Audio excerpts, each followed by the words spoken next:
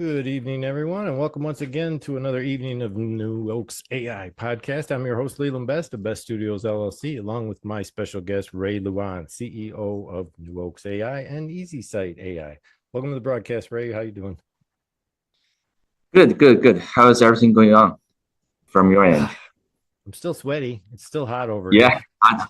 Same here. Same No, hot. I've been kind of adventuring my video work over onto TikTok. So we are actually broadcasting a behind the scenes version of New Oaks AI right now at Best Live TV on TikTok. So if you want to check it out from back here and see what I do and all the equipment and the monitors and things and still be able to hear Ray a little bit, go check it out Yep. back there. So thanks for that, Ray. All right, we're going to get right to it. We're running a little behind today because of some technical difficulties just a little bit earlier, but a lot of stuff going on, Ray, but mostly on Elon's end of the world, it sounds like today. You want to fill me in on Yep. what's going on? Sounds like his driverless Model A is going right to the consumer this time. What's the scoop? Yeah. So last week, recently, I think it was the first autonomous driving vehicle, Model Y, was self-driven from uh, Tesla's Gigafactory in Austin to the customer's home.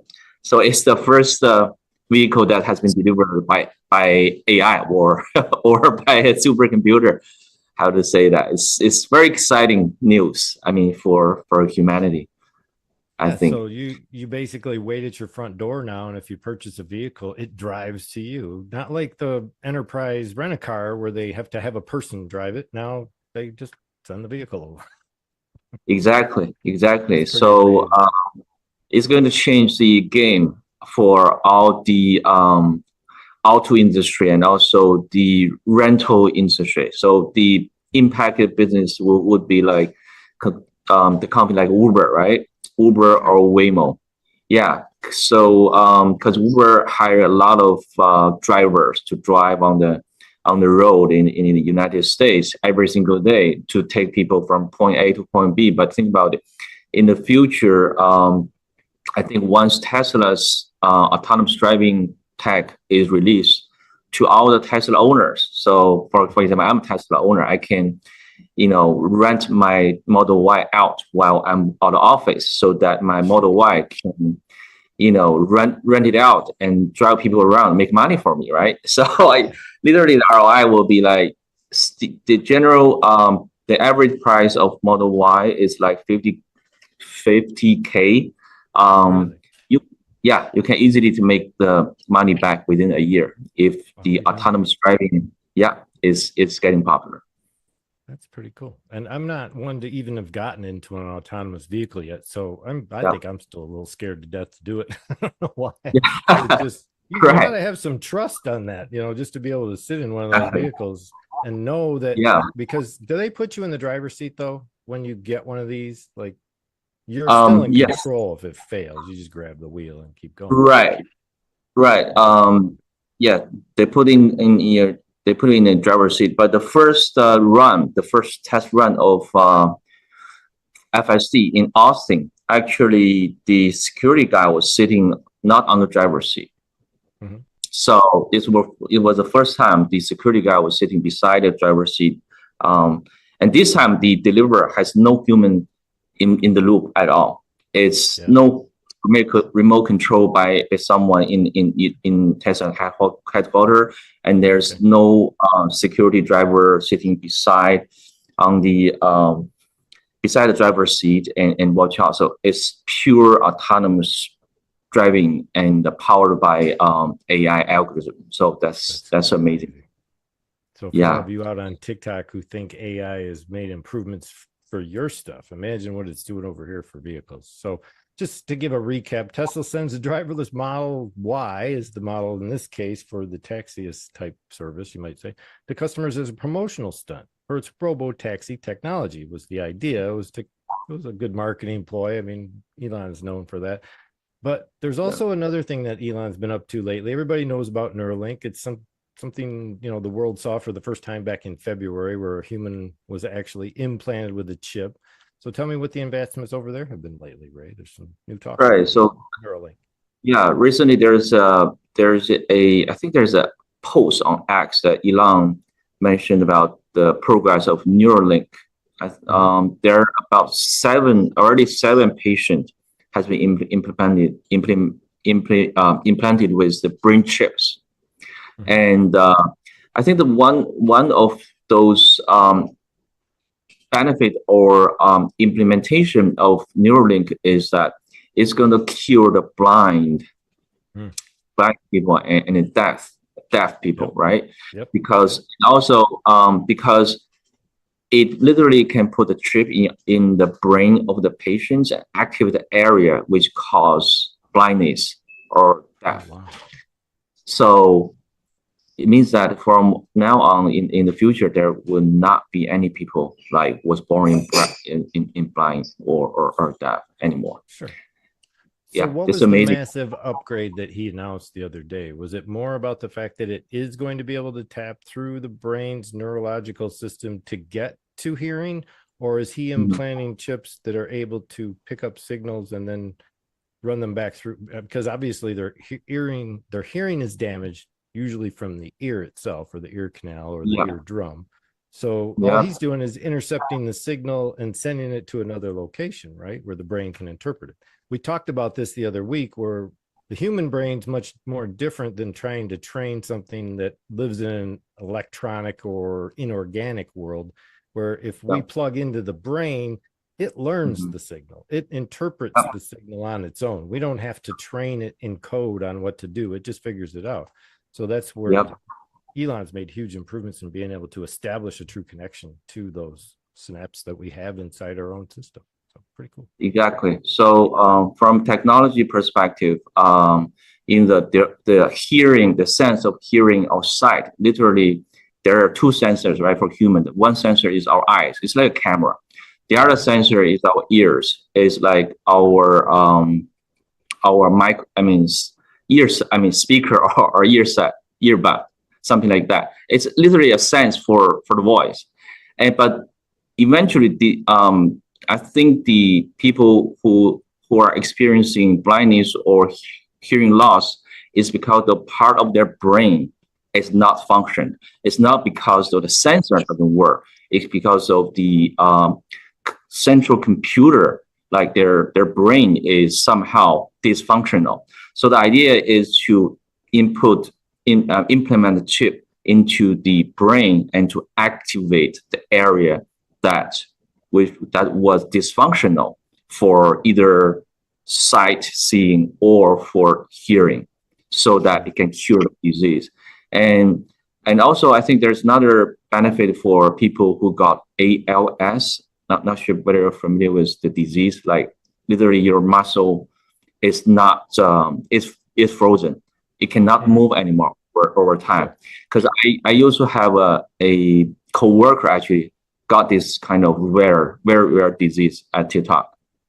So over time, his arm cannot raise up anymore, and he's losing mobility. He's literally there's nothing he can do but lying on the bed, just wait for the come of death. But with the Neuralink technology, I think there's a hope for ALS patients. They still can work with their brain, to operate a computer with the brain wave. Literally, it's like passing the electronic signal to the computer, and still like make programming or design work, even though the muscle cannot be moved anymore, right? His muscle cannot be moved anymore. So I think that's a huge benefit who got ALS and blindness or deaf. So any real neurological issue. Yeah, but the blindness and deaf are huge, because I actually was diagnosed with CMT, which is also a neurological, it causes severe neuropathy within my own body system. It's basically the demyelination of the nerve cell connections.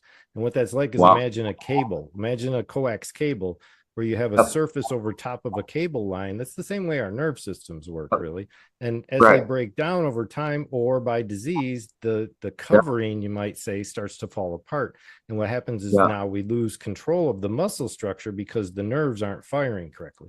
I was just recently diagnosed. If I'd have been diagnosed at an early age, I could have been severely crippled. I don't have the severest form of the disease. It's called Charcot-Marie tooth disease. So there are patients that could also be treated in that regard because they get debilitating issues, even blindness. That is another thing that can be caused by CMT. So yeah, I can see that helping a lot of people in a lot of different areas when it comes to disease. So looking forward to it. All right. So just to wrap that up, Neuralink's brain chip claims to restore hearing in patients already. And, he's going to work toward the blind, I'm sure, before long.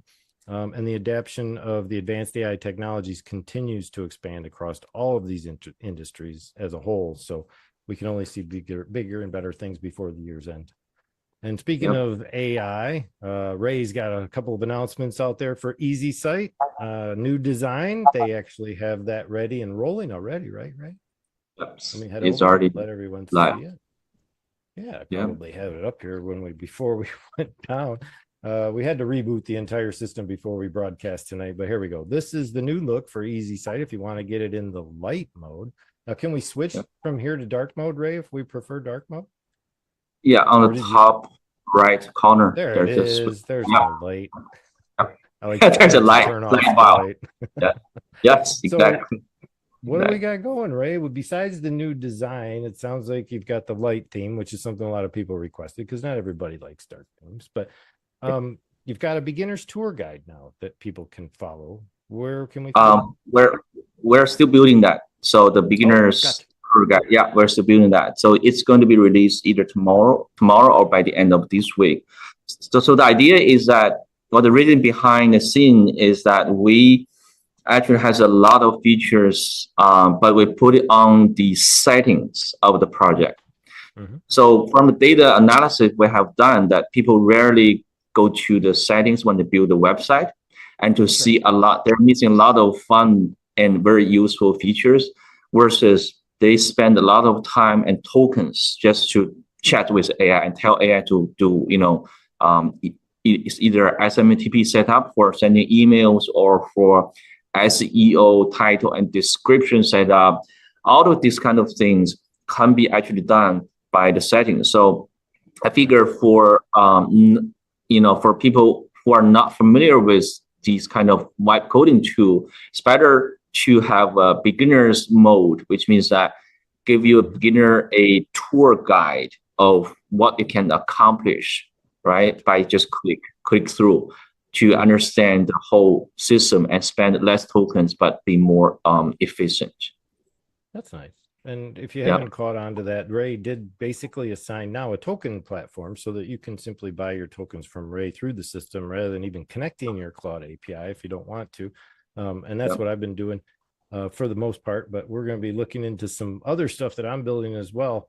So after the beginner's tool time, we have some token saving tips that we want to talk about though, and let me show people real quick, Ray. This is a dashboard that I developed back in the day. This was a little bit before everything started. So I can't actually go back, can I, Ray, and see how many tokens it took for a particular project before the update took place?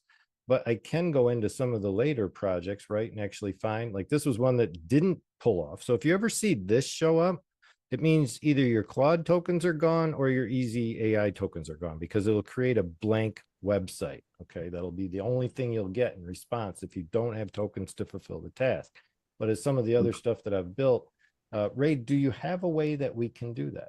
Can we go back and see like how many tokens were spent on a project? Yeah, you can go to your Open Router, I think.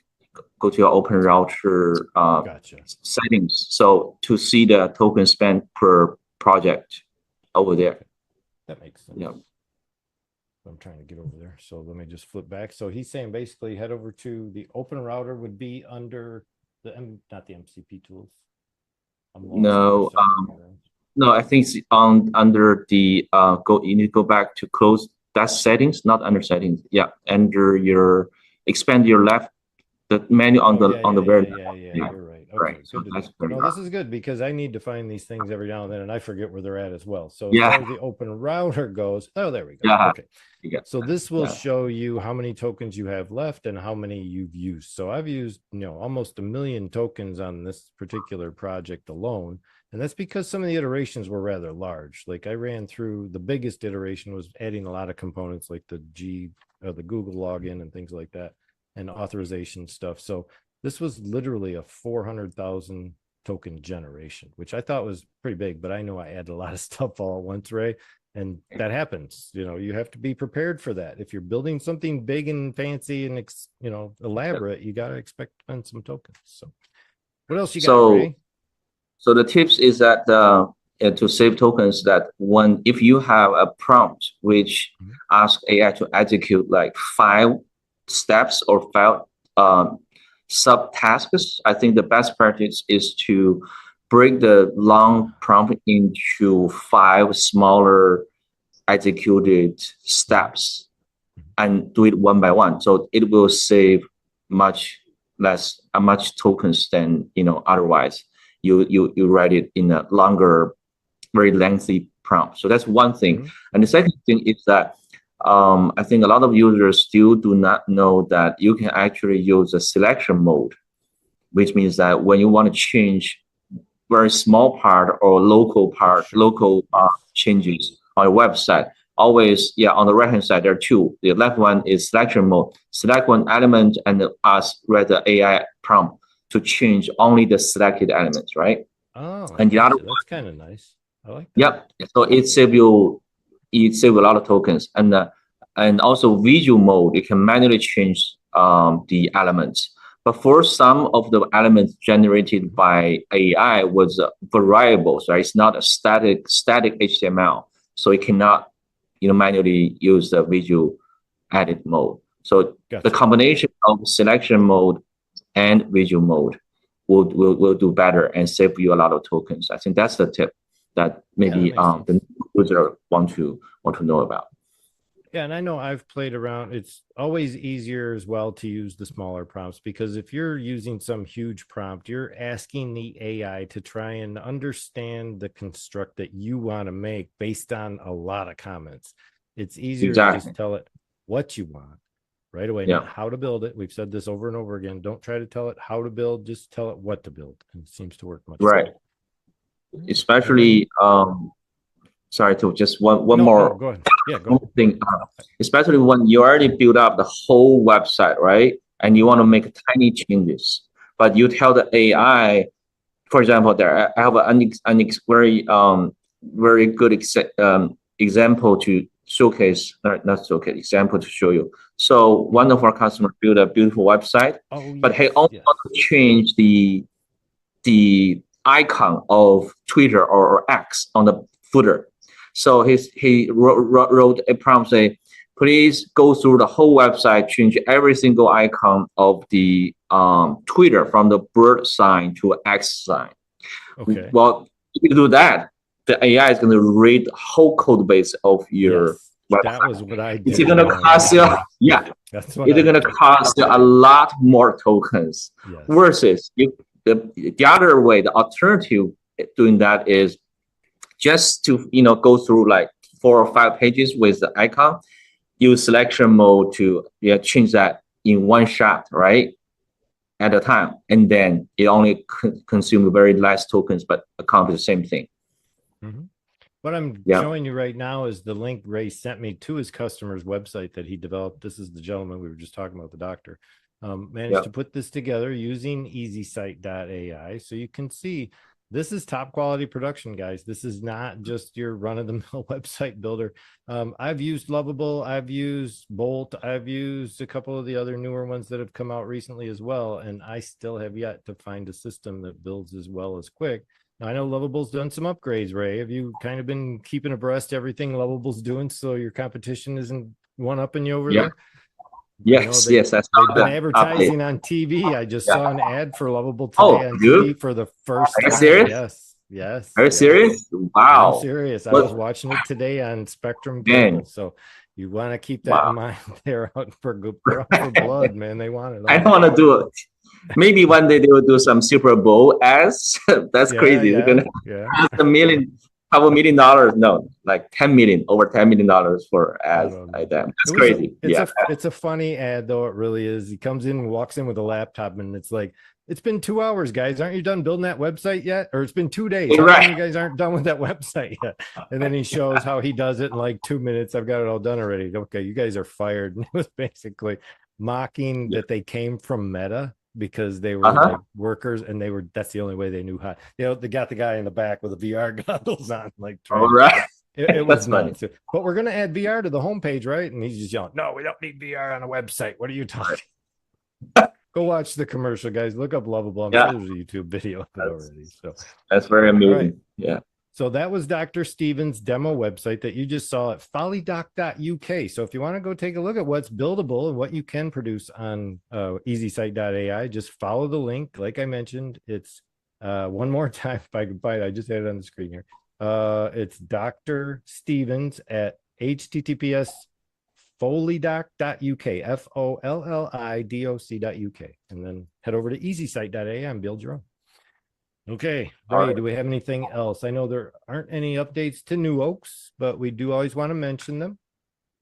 Two communities out there, guys. But go ahead, Ray. What is happening over at New Oaks? Is there anything special, new builds, anything people are doing out of the ordinary? Right. There are not much news about news, but there's only some like important updates. So we finished migration from our EU server to global server, and most.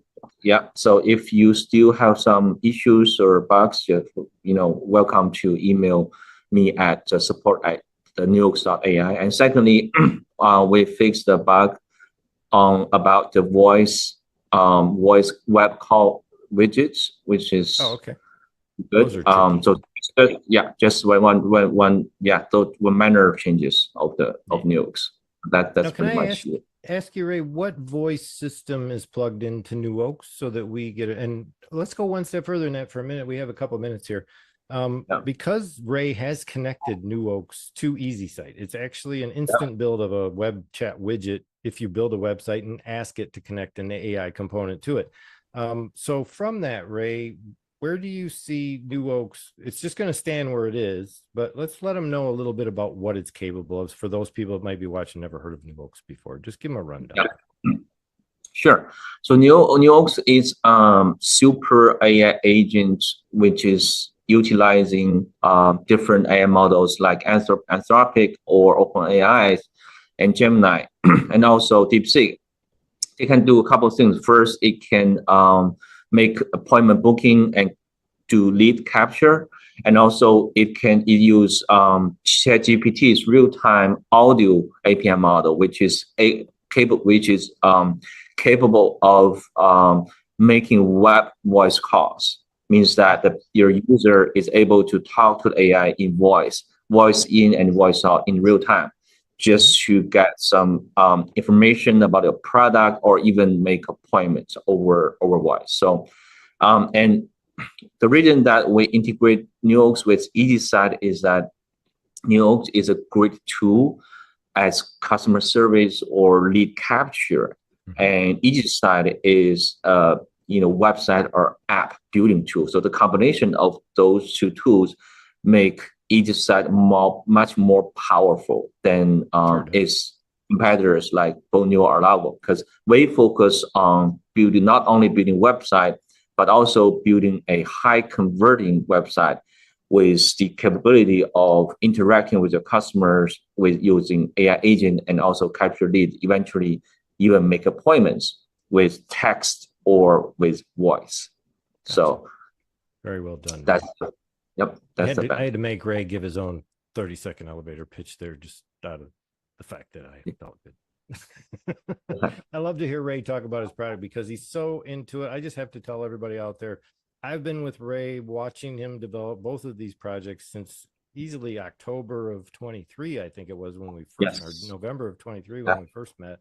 And since then, I've been producing his podcast for him, but I've also been using the product. I've purchased the product from Ray and I use it all the time. So just be sure and know that this man and his team are doing everything they can to make sure that this product stays on the top of the product charts. Product number 1 out on Product Hunt when it comes to EasySite AI, and New Oaks was like number 3, right? On Product Hunt? The first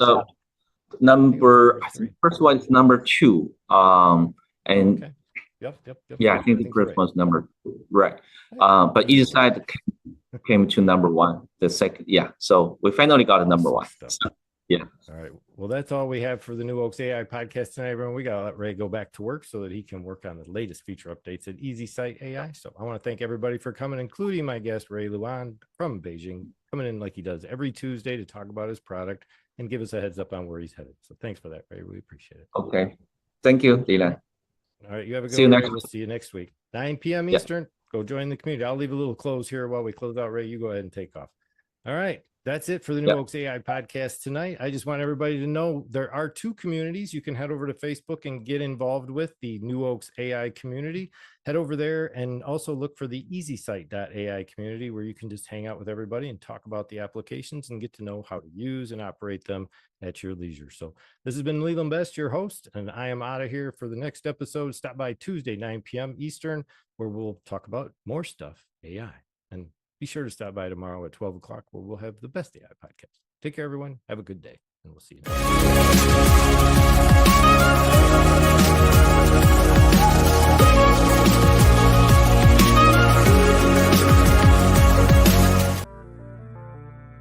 All right, not the greatest episode we've had out here, guys, but I think it went pretty well all in all.